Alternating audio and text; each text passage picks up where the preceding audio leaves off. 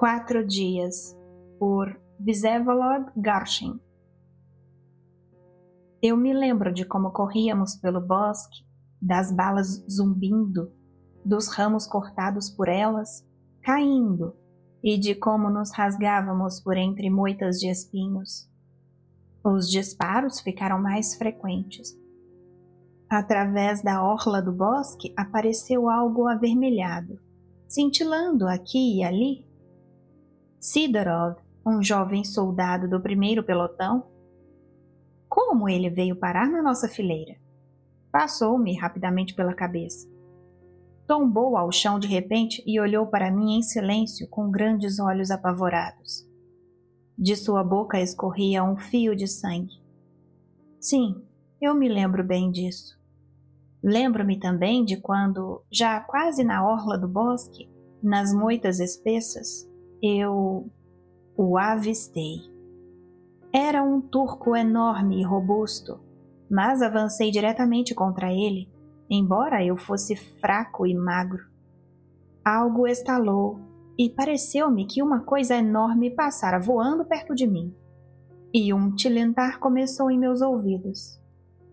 Ele atirou em mim, pensei eu, mas ele, com um grito de horror, apertou as costas contra uma espessa moita de espinhos. Era possível desviar-se das moitas, mas de tanto medo ele não se lembrou de nada e enfiou-se nos ramos espinhosos. Com um golpe derrubei sua espingarda. Com o outro, cravei minha baioneta em algum lugar. Alguma coisa rosnou ou gemeu. Depois avancei mais adiante. Os nossos gritavam "Urra!", caíam, atiravam. Lembro-me de que também eu fiz alguns disparos, já saindo do bosque, na clareira. De repente, um "Urra!" soou mais forte, e nós avançamos prontamente. Ou melhor, não nós, mas os nossos, porque eu tinha ficado. Isso me pareceu estranho. E mais estranho ainda é que de repente tudo desapareceu. Todos os gritos e tiros haviam silenciado. Eu não ouvia nada e via apenas alguma coisa azulada. Devia ser o céu. Depois também isso desapareceu. Eu jamais me encontrara numa situação tão estranha. Estava deitado, parece que de bruços, e via diante de mim apenas um pequeno pedaço de terra. Umas ervinhas, uma formiga deslizando de uma delas, alguns ciscos de mato do ano passado. Aí estava todo o meu mundo, e eu o via com apenas um olho, porque o outro estava tapado com alguma coisa dura, talvez o ramo no qual minha cabeça estava apoiada. Sentia um desconforto terrível. Eu queria, mas definitivamente não entendia por que não conseguia me mexer. E assim passava o tempo. Ouvia um cricrido de grilos, um zumbido de abelha, e não havia mais nada. Finalmente fiz um esforço. Libertei o braço direito de sob meu corpo e, apoiando ambas as mãos no chão, tentei ficar de joelhos. Alguma coisa aguda e rápida como um relâmpago atravessou todo o meu corpo, dos joelhos até o peito e a cabeça, e eu caí novamente. Outra vez a escuridão. Outra vez não havia mais nada. Despertei. Por que eu estava vendo as estrelas que brilhavam tão fortemente no céu azul escuro da Bulgária? Acaso não estava na barraca? Por que saí dela? Fiz um movimento e senti uma dor lancinante nas pernas. Sim, fui ferido na batalha. Seria grave ou não? Agarrei as pernas onde estava doendo. Tanto a perna direita quanto a esquerda estavam cobertas de sangue encrostado. Quando as tocava com as mãos, a dor ficava ainda mais forte. Era como uma dor de dente, constante e que afligia até a alma. Um zumbido nos ouvidos, a cabeça pesada. De modo confuso, eu compreendi que estava ferido em ambas as pernas. Mas o que seria aquilo? Por que não me levaram? Será que os turcos tinham nos derrotado? Comecei a recordar o que se passara comigo. Primeiro de modo confuso, depois com mais clareza. E cheguei à conclusão de que não fôramos derrotados em absoluto. Pois eu tinha caído. Apesar de não me lembrar disso, lembrei-me de termos avançado, mas eu não conseguira correr e restara-me apenas alguma coisa azulada diante dos olhos. E caí numa clareira, no alto de um morro. Indicara-nos aquela clareira o pequeno comandante do nosso batalhão. Rapazes, vamos tomá-lo! Gritou-nos ele com sua voz estrondosa. E nós o tomamos. Isso significava que não tínhamos sido derrotados. Mas então, por que não me recolheram? Pois aqui, na clareira, em campo aberto, podia-se ver tudo. Pois, de certo, eu não era o único que jazia ali. Eles atiravam com tanta intensidade. Precisava virar a cabeça e olhar. Agora estava mais fácil, porque ainda há pouco, quando acabara de despertar e vira a erva e a formiga que descia de cabeça, ao tentar me levantar, eu havia caído. Porém, não na posição anterior, e sim de costas. É por isso que podia ver essas estrelas. Eu me levantei e sentei. É difícil fazer isso quando ambas as pernas estão fraturadas. Perdi as forças algumas vezes. Finalmente, com lágrimas surgindo nos olhos de tanta dor, eu me sentei. Acima de mim, um pedacinho de céu azul escuro, onde brilhavam uma estrela grande e algumas pequenas. Ao redor, alguma coisa escura, alta. Eram arbustos. Eu estava nos arbustos. Não me acharam. Eu sentia a raiz dos cabelos na minha cabeça se agitando. Todavia, como é que eu tinha ido parar nos arbustos se eles me acertaram na clareira? Mesmo ferido, devia ter me arrastado até ali, cegado pela dor. Apenas era estranho que agora não pudesse me mexer e que naquele momento tenha conseguido me arrastar até aqueles arbustos. Mas talvez eu tivesse então apenas um ferimento e uma outra bala tenha dado cabo de mim já ali. Manchas pálidas e rosadas começaram a se movimentar ao meu redor. A grande estrela ficou pálida. Algumas pequenas desapareceram. Era a lua surgindo. Como seria bom estar em casa agora! Alguns sons estranhos chegaram até mim, como se fosse alguém gemendo. Sim, era um gemido. Haveria perto de mim alguém igualmente esquecido, com as pernas fraturadas ou com uma bala na barriga? Não, os gemidos estavam bem próximos, mas perto de mim parecia não haver ninguém. Meu Deus, mas era eu mesmo! Gemidos baixos, dolorosos. Estaria realmente com tanta dor? Devia ser. Mas eu não entendia aquela dor, porque tinha a cabeça confusa, pesada. Era melhor deitar e adormecer, e dormir. Mas será que conseguiria despertar? Pouco importava. Nesse momento, quando me preparava para deitar, um largo e pálido fio de luz da lua iluminou plenamente o lugar onde eu estava.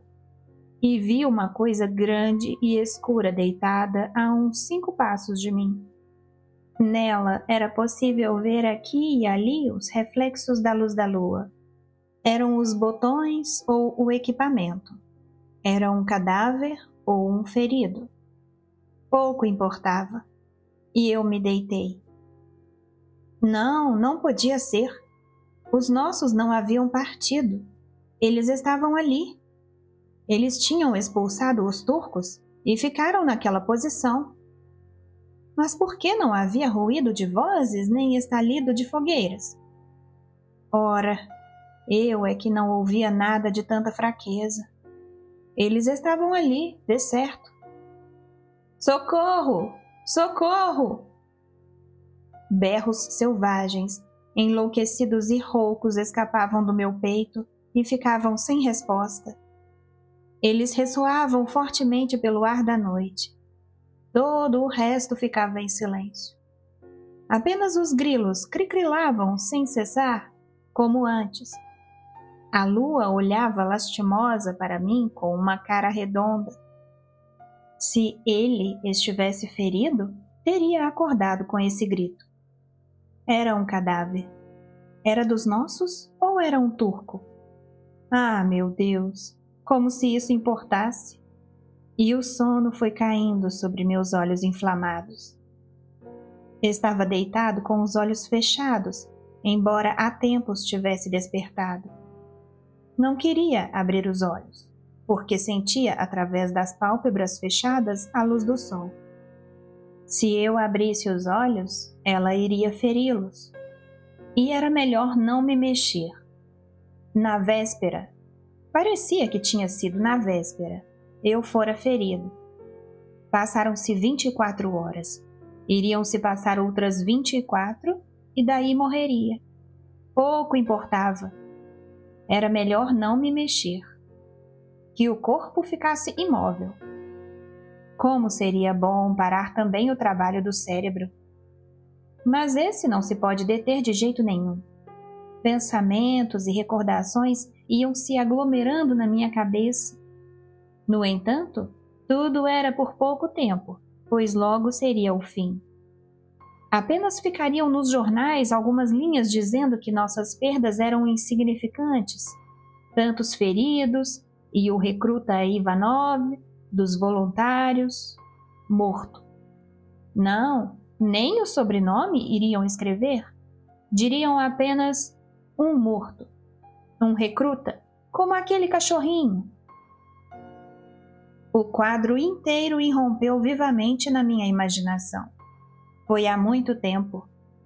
Aliás, tudo, toda a minha vida, aquela vida de quando eu ainda não estava ali com as pernas fraturadas, estava tão distante.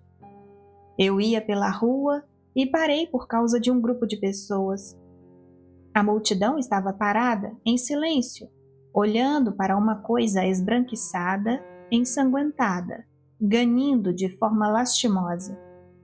Era um cachorro pequeno e bonitinho. O vagão de um carro americano o atropelara. Ele estava morrendo, tal como eu então. Um zelador abriu caminho entre a multidão, pegou o cachorrinho pelo cangote e o levou. A multidão se dispersou. Será que alguém iria me levar? Não, que ficasse ali deitado e morresse. E como a vida era boa! Naquele dia, quando aconteceu essa desgraça com o cachorrinho, eu estava feliz. Eu andava numa certa embriaguez e tinha motivo para isso. Vocês, lembranças, não me torturem, me deixem. A felicidade de outrora, os martírios daquele momento, que ficassem só os tormentos, que não me torturassem as lembranças que involuntariamente me obrigavam a fazer comparações. Ah, saudade, saudade! Você é pior que os ferimentos. No entanto, estava ficando quente. O sol queimava. Abri os olhos, vi os mesmos arbustos, o mesmo céu, mas sob a luz do dia. E ali estava o meu vizinho. Sim, era um turco, um cadáver. Como era enorme! Eu o reconheci, era aquele mesmo. À minha frente jazia um homem morto por mim. Por que o matei? Ele jazia ali, morto, ensanguentado. Por que o destino o trouxe aqui? Quem era ele? Talvez ele, assim como eu, tivesse uma velha mãe. Ela ficaria sentada por longas noites junto à porta de sua casinha de barro miserável, olhando para o norte distante. Não estaria chegando o seu filho querido? seu amparo, o seu sustento? E eu também. Eu até trocaria de lugar com ele. Como ele estava feliz. Não ouvia nada, não sentia nem a dor dos ferimentos, nem a tristeza mortal, nem a aflição. A baioneta penetrara-lhe bem no coração. Ali na farda havia um grande buraco negro. Ao redor dela, sangue. Eu fiz isso. Eu não queria isso. Eu não queria o mal para ninguém quando estava indo lutar. A ideia de que eu teria de matar pessoas parecia ter se afastado de mim. Imaginava apenas que iria expor meu peito às balas. E eu fui e expus. Mas e então? Imbecil, imbecil! E esse fela desgraçado estava usando uma farda egípcia. Ele era ainda menos culpado. Antes de os colocarem num navio a vapor, como o arenque num barril, e os mandarem para Constantinopla, ele não tinha ouvido falar da Rússia nem da Bulgária. Mandaram-no ir, e ele foi. Se ele não fosse, iriam surrá-lo com paus, e então, talvez, algum pachá lhe cravaria uma bala de revólver. Ele foi, numa marcha longa e difícil, de Istambul a Hashuk. Nós atacamos, ele se defendeu. Mas quando viu que nós, homens terríveis que não temiam o seu rifle inglês Martini Henry, avançávamos mais e mais, ele ficou apavorado.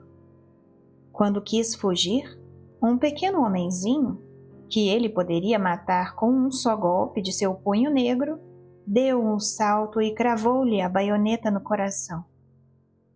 Que culpa ele tinha? E que culpa eu tinha, embora o tivesse matado? Que culpa eu? E por que era atormentado pela aflição? Aflição! Quem sabe o que significa essa palavra? Mesmo quando seguíamos pela Romênia, marchando 50 verstas sob um calor terrível de 40 graus, eu não sentia o mesmo que naquele momento. Ah, se alguém visse! Meu Deus, de certo ele devia ter água naquele cantil enorme. Mas era preciso chegar até ele. Como ia ser custoso? Pouco importava, eu ia chegar lá. Eu me arrastei. As pernas se arrastavam, os braços enfraquecidos quase não mexiam o corpo imóvel. Até o cadáver eram cerca de 2 braças. Mas para mim isso era mais do que... não mais, e sim pior do que 10 verstas. Apesar de tudo, precisava me arrastar. A garganta estava queimando, ardendo como fogo. Sem água, eu morreria mais depressa. Apesar de tudo, talvez... E eu me arrastava. As pernas iam grudando no chão, e cada movimento provocava uma dor insuportável. Eu gritava, berrava, e apesar disso, ia me arrastando. E finalmente, ali estava ele. Ali estava o cantil, e havia água nele, e muita. Parecia que mais de meio cantil. Oh, a água me bastaria por muito tempo, até a morte. Você me salvou, minha vítima. Comecei a desatar o cantil apoiado num cotovelo e, de repente, perdi o equilíbrio e caí com o rosto sobre o peito do meu salvador. Dele já se sentia um forte cheiro de cadáver. Matei a sede. A água estava quente, mas ainda prestava, e além disso havia bastante. Eu ia sobreviver mais alguns dias. Lembrei-me de que na fisiologia da vida cotidiana é dito que sem alimento um homem pode sobreviver mais de uma semana, desde que tenha água. Sim, ali ainda é contada a história de um suicida que se matou de fome. Ele viveu por muito tempo, porque bebia. Mas e então? E se eu sobrevivesse mais uns 5 ou 6 dias? O que ia acontecer? Os nossos foram embora? Os búlgaros debandaram? Não havia estrada por perto. Ia ser a mesma coisa, morrer. Só que em vez de uma agonia de 3 dias, tinha arranjado uma de 7. Não seria melhor acabar com tudo? Perto do meu vizinho estava a sua espingarda, um excelente produto inglês. Era só esticar o braço, depois um instante, e era o fim. Os cartuchos estavam jogados bem ali aos montes. Ele não teve tempo de disparar todos. E agora? Terminar ou esperar? O quê? A libertação? A morte? Esperar que chegassem os turcos e começassem a esfolar minhas pernas feridas? Era melhor eu mesmo... Não devia perder o ânimo. Ia lutar até o fim, até as últimas forças, pois, se me encontrassem, estaria salvo. Talvez os ossos estivessem intactos, talvez eu fosse curado. Veria minha pátria, minha mãe, Masha. Senhor, que elas não soubessem toda a verdade, que pensassem que eu havia morrido de uma vez. O que seria delas quando soubessem que agonizei 2, 3, 4 dias? Minha cabeça girava. A jornada até meu vizinho havia me esgotado completamente. E agora aquele cheiro terrível. Como ele tinha escurecido? E como ficaria amanhã ou depois de amanhã? E agora eu ficava ali deitado, apenas porque não tinha forças para me arrastar. Ia descansar.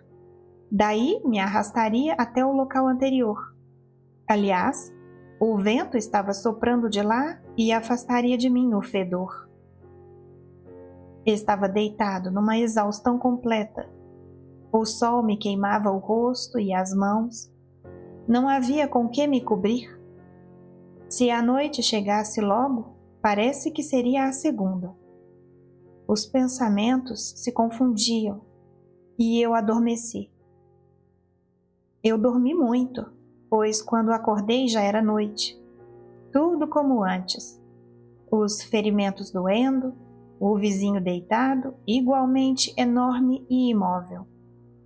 Não conseguia deixar de pensar nele. Será que eu tinha largado tudo que me era caro e querido e tinha ido até lá numa marcha de 1000 verstas, padecendo fome, frio e calor, e que afinal estava ali, naquele martírio, apenas para que aquele desgraçado deixasse de viver? E será que tinha feito alguma coisa útil para os objetivos da guerra, além daquele assassinato? Um assassinato. Um assassinato. E quem? Eu. Quando resolvi ir para a guerra, minha mãe e Masha não me dissuadiram, embora chorassem por mim. Cego por essa ideia, eu não vi aquelas lágrimas. Eu não entendia. Agora entendo o que estava fazendo com aquelas criaturas queridas. Devia recordar? Não se pode recuperar o passado. E que reação estranha tiveram meus conhecidos para com essa minha atitude? Ora, imbecil, nem sabe o que está fazendo. Como podiam dizer isso? Como essas palavras combinavam com suas ideias de heroísmo, de amor à pátria e outras coisas mais? Pois a seus olhos eu representava todos esses valores. E todavia eu era um imbecil. E lá fui eu para Kishinev, carregado com uma mochila e todo tipo de equipamentos militares. Ia com 1000 homens, dos quais talvez alguns, como eu, tenham se alistado voluntariamente. Os demais teriam ficado em casa, se lhes permitissem. Todavia, eles seguiam como nós, os conscientes, percorrendo milhares de verstas e lutando como nós, ou até melhor. Eles cumpriam suas obrigações, mas largariam tudo e partiriam imediatamente. Bastava que permitissem. Soprou uma forte brisa matutina. Os arbustos começaram a se agitar. Uma ave sonolenta levantou o voo. As estrelas perderam o brilho. O céu azul escuro ficou cinzento. Cobriu-se de nuvens suaves e emplumadas. Uma penumbra cinza ergueu-se da terra. Começava o terceiro dia do meu... Como se chama isso? Vida? Agonia? O terceiro. Quantos ainda restariam? De qualquer modo, não muitos. Eu estava muito fraco e parecia que nem poderia me afastar do cadáver. Logo iria me igualar a ele e não incomodaríamos um ao outro. Precisava matar a sede. Ia beber 3 vezes por dia, de manhã, ao meio-dia e ao anoitecer. O sol nasceu. Seu disco enorme, todo deformado e dividido pelos ramos negros dos arbustos, estava vermelho como sangue. Parecia que ia ser mais quente. Meu vizinho, o que estaria se passando com você? Você estava horrível. Sim, ele estava horrível. Seus cabelos começaram a cair. Sua pele, negra por natureza, estava pálida e amarelada. O rosto inchado a esticou tanto que ela se partiu atrás da orelha. Ali os vermes se mexiam. Os pés, apertados dentro das botas, ficaram inchados, e entre os dedos das botas apareciam bolhas enormes. E ele todo estava inchado. O que o sol faria com ele naquele dia? Permanecer tão perto dele era insuportável. Tinha de me arrastar dali a qualquer custo. Mas será que conseguiria? Ainda podia erguer o braço, abrir o cantil, beber, mas e deslocar meu corpo pesado e imóvel. Apesar disso, eu ia me mexer, mesmo que aos poucos, mesmo que meio passo por hora. Passei a manhã toda naquele deslocamento. A dor era forte, mas o que me importava ela então? Já nem me lembrava. Não conseguia imaginar a sensação de um homem saudável. Tinha até me acostumado à dor. Naquela manhã me arrastei cerca de 2 braças e fui parar no lugar anterior. Mas desfrutei do ar fresco por pouco tempo, se é que pode haver ar fresco a 6 passos de um cadáver em decomposição. O vento mudou e novamente me lançou um fedor tão forte que eu senti náuseas. O estômago vazio se contraía de forma dolorosa e convulsiva. Todas as entranhas se reviravam, e aquele ar fedorento e contaminado chegou até mim. Entrei em desespero e chorei. Completamente esgotado e bestificado, eu estava quase sem sentidos. De repente, não seria um engano da imaginação perturbada? Parecia que não. Sim, era um vozerio. Um tropel de cavalos e vozerio de gente. Por pouco não comecei a gritar, mas me contive. E se fossem os turcos? Como ia ser? A esses tormentos juntavam-se ainda outros, mais terríveis, que deixavam os cabelos em pé só de ler sobre isso nos jornais. Esfolavam, queimavam as pernas feridas. E ainda seria bom se fosse só isso, pois eles eram criativos. Não seria melhor terminar a vida nas mãos deles do que morrer ali? E se fossem os nossos? Oh, arbustos malditos! Por que me rodearam com uma cerca tão densa? Não via nada através deles. Apenas num ponto, algo como uma janelinha entre os ramos abria uma vista para longe, para o vale. Lá parecia haver um riacho onde bebemos antes da batalha. Sim, e lá estava a enorme laje de arenito colocada através do riacho como ponte. De certo, eles iam passar por ela. O vozerio silenciou. Não conseguia distinguir a língua em que eles falavam. Também minha audição estava fraca. Senhor, se fossem os nossos, eu ia gritar para eles. Iam me ouvir mesmo lá do riacho. Era melhor do que me arriscar a cair nas garras dos baxibuzuques. Por que demoravam tanto para vir?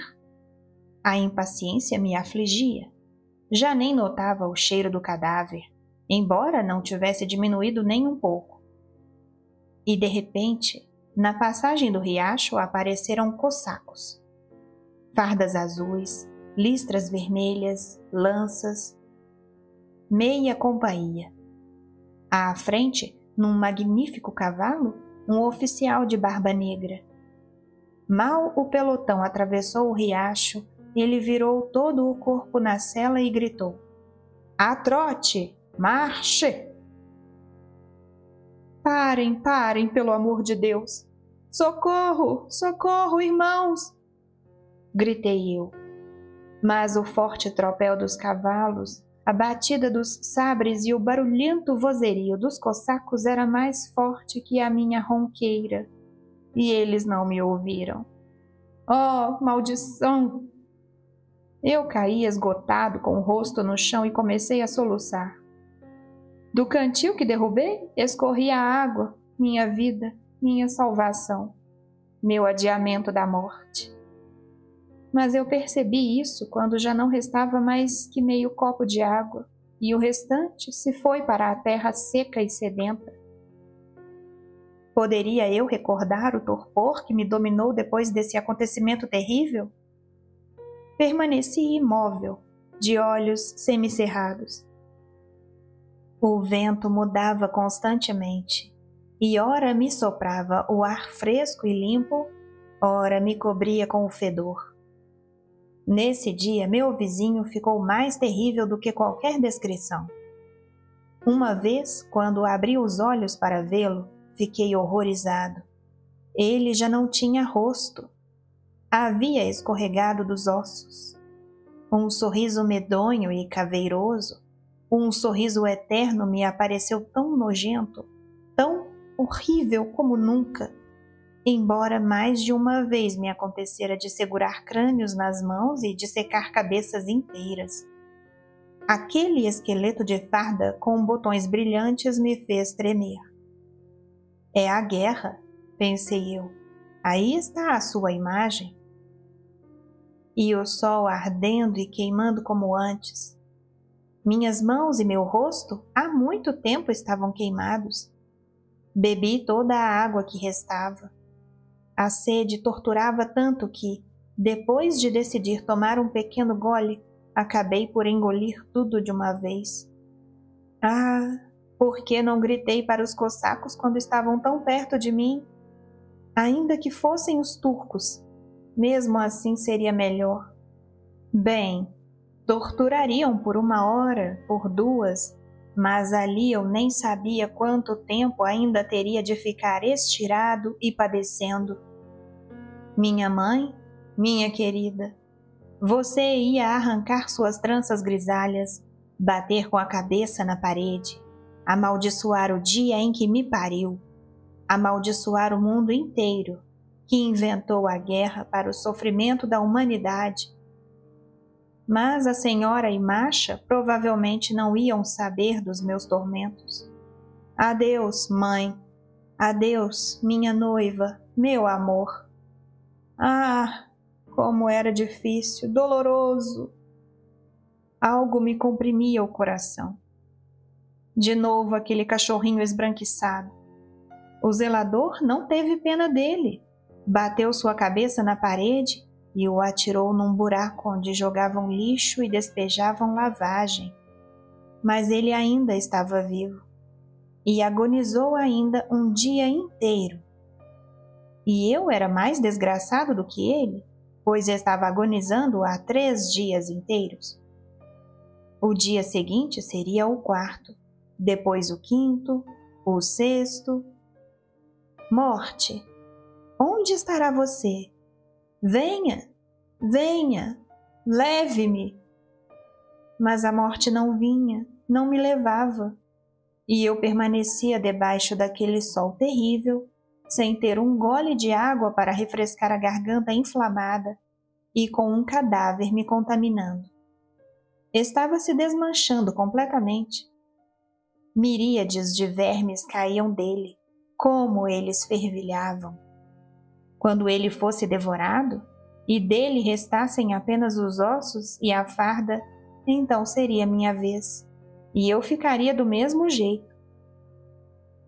Passou o dia, passou a noite, tudo igual. Chegou a manhã, tudo igual. Passou mais um dia. Os arbustos tremulavam e murmuravam, como se conversassem baixinho.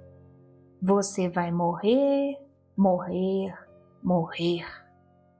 Sussurravam eles.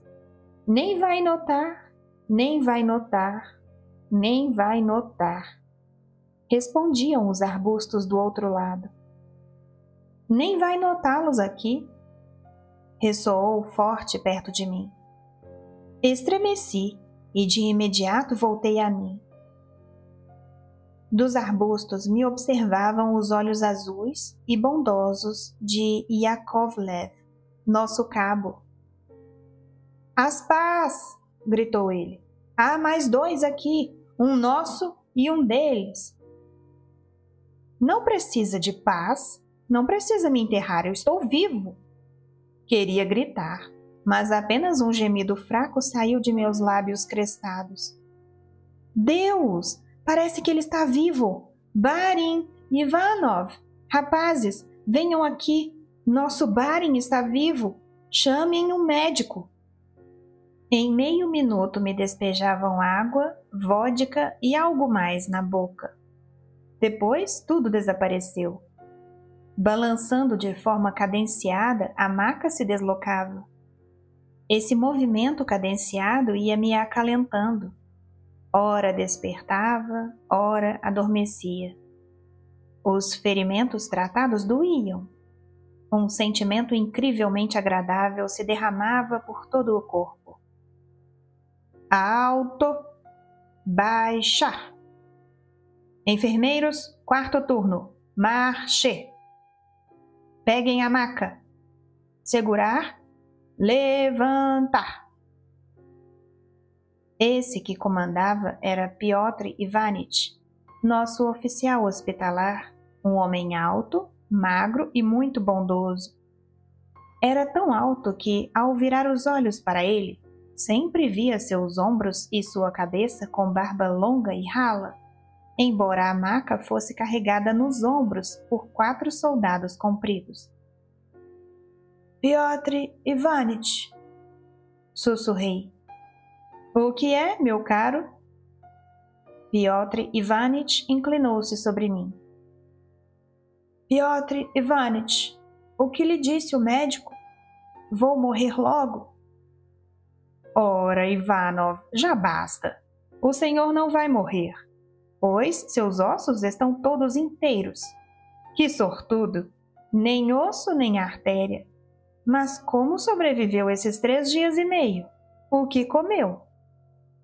Nada. E bebeu? Peguei o cantil do turco. Piotr Ivanitch, eu não posso falar agora. Depois. Bem, que Deus o guarde, meu caro. Durma. De novo o sono, o esquecimento. Acordei no hospital da divisão. Ao meu redor havia médicos e enfermeiras, e além deles, via inclinado o rosto conhecido de um famoso professor peterburguense, inclinado sobre minhas pernas. Suas mãos estavam ensanguentadas. Ele cuidou de minhas pernas por uns momentos e virou-se para mim. Bem, Deus é misericordioso, meu jovem. Você vai viver. Tiramos apenas uma perninha sua. Bem, mas isso é uma bobagem. Pode falar? Posso falar e contar a eles tudo o que está escrito aqui. Final da leitura do conto 4 Dias, por Vsevolod Garshin.